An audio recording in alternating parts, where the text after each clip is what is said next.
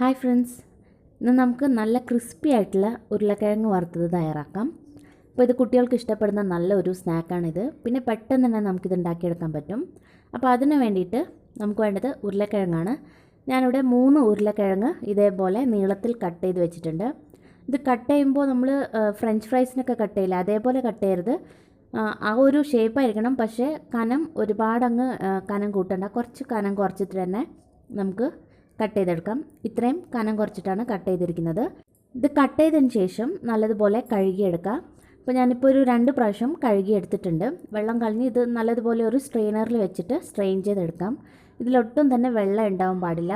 അപ്പോൾ ഇത് ഒരു സ്ട്രെയിനറിൽ വെച്ചിട്ട് ഇതൊരു സൈഡിലേക്ക് മാറ്റി വയ്ക്കാം.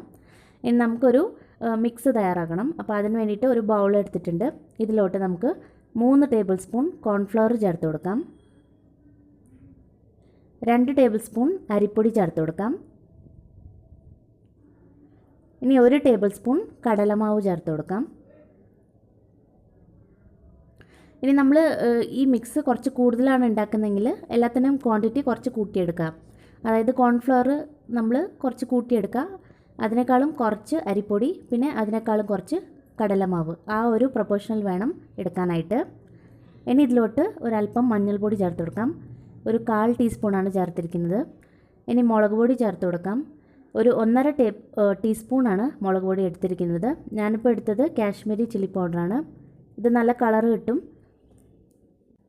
സാധാരണ മുളക് പൊടിയാണെങ്കിൽ ഇത്രയും ചേർക്കണ്ട, അത് നിങ്ങളുടെ എരിവിനനുസരിച്ച് നോക്കി ചേർത്താൽ മതി. ഇനി നമുക്കിതിലോട്ട് ഒരു 1/2 ടീസ്പൂൺ കായപ്പൊടി ചേർത്ത് കൊടുക്കാം.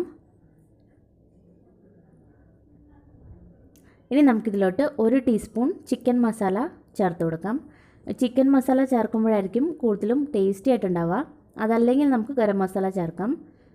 ഇനി നമുക്ക് ആവശ്യത്തിന് ഉപ്പ് ചേർത്ത് കൊടുക്കാം. ചിക്കൻ മസാലയ്ക്ക് പകരം നമുക്ക് വേണമെങ്കിൽ മീറ്റ് മസാലയും ചേർക്കാവുന്നതാണ്. ഇനി നമുക്കിതെല്ലാം കൂടിയിട്ട് നല്ലതുപോലെ ഒന്ന് മിക്സ് ചെയ്തെടുക്കാം. ഈ പൊടികളെല്ലാം നല്ലതുപോലെ ഒന്ന് മിക്സ് ചെയ്തെടുക്കണം.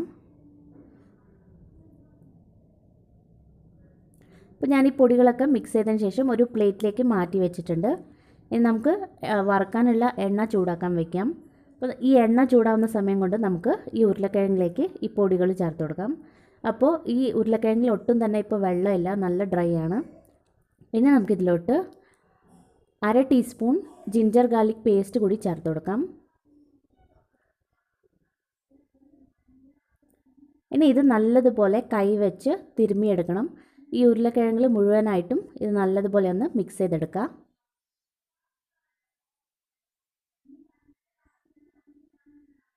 ഇനി നമുക്ക് ഈ നമ്മൾ നേരത്തെ തയ്യാറാക്കിയ പൊടിയിൽ നിന്നും കുറച്ച് പൊടി, ഒരു പകുതി ഭാഗം നമുക്കിതിലോട്ട് ഇട്ട് കൊടുക്കാം. ഇതിനി നല്ലതുപോലെ ഒന്ന് മിക്സ് ചെയ്തെടുക്കുക. ഇതേപോലെ ഒന്ന് കുലുക്കി എടുത്താൽ മതി. എല്ലാ ഭാഗത്തും ഈ പൊടി നല്ലതുപോലെ ഉരുളക്കിഴങ്ങിൽ പറ്റിപ്പിടിക്കും.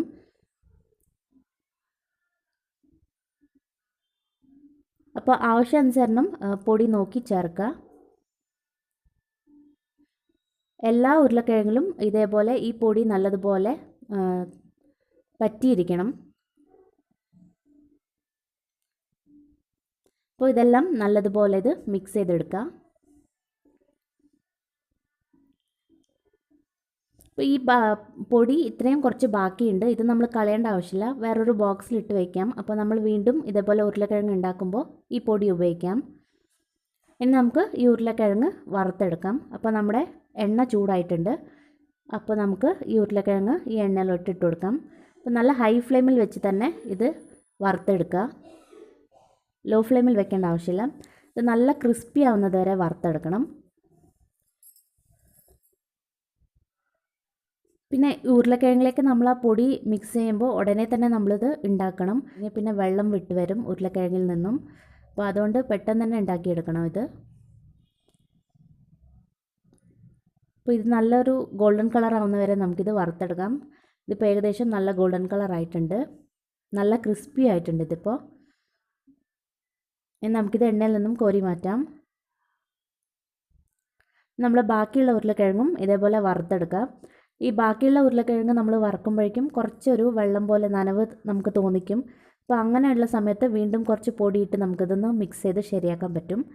അതല്ലെങ്കിൽ നമ്മൾ നേരത്തെ തന്നെ ഉരുളക്കിഴങ്ങ് 2 ബാച്ചായിട്ട് നമുക്ക് വറുക്കാം. അപ്പോൾ ഉരുളക്കിഴങ്ങ് ആദ്യത്തെ ബാച്ച് നമ്മൾ വറുക്കുമ്പോൾ ആവശ്യത്തിന് പൊടിയിട്ട് ആ ബാച്ച് നമ്മൾ വറുത്ത് കോരി വയ്ക്കുക. അതിന് ശേഷം വീണ്ടും ഉരുളക്കിഴങ്ങിലേക്ക് നമ്മൾ ഉണ്ടാക്കിയ പൊടി വീണ്ടും ഇട്ട് അങ്ങനെയും വറുത്തെടുക്കാം. അങ്ങനെയാകുമ്പോൾ ഇത് ഒട്ടിപ്പിടിക്കില്ല, നല്ല ഡ്രൈ ആയി തന്നെ ഇരിക്കും. അപ്പോൾ ഒരുപാട് ക്വാണ്ടിറ്റിയിൽ ഉണ്ടാക്കുന്നെങ്കിൽ അങ്ങനെ ചെയ്താൽ മതി. നമുക്ക് അവസാനത്തെ ബാച്ച് വറുത്തെടുക്കുമ്പോൾ ഒരല്പം കറിവേപ്പില കൂടി ഇതേപോലെ ഇട്ട് നമുക്ക് വറുത്തെടുക്കാം. അപ്പോൾ നല്ലൊരു കറിവേപ്പിലയുടെ ഫ്ലേവർ കിട്ടും. ഇതൊന്ന് മിക്സ് ചെയ്തതിന് ശേഷം നമുക്കിത് കോരി മാറ്റാം.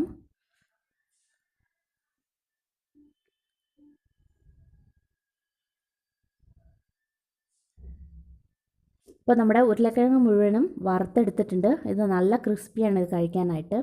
ഏകദേശം ഒരു 15 മിനിറ്റ് വരെ ഇത് നല്ല ക്രിസ്പിയായി തന്നെ ഇരിക്കും.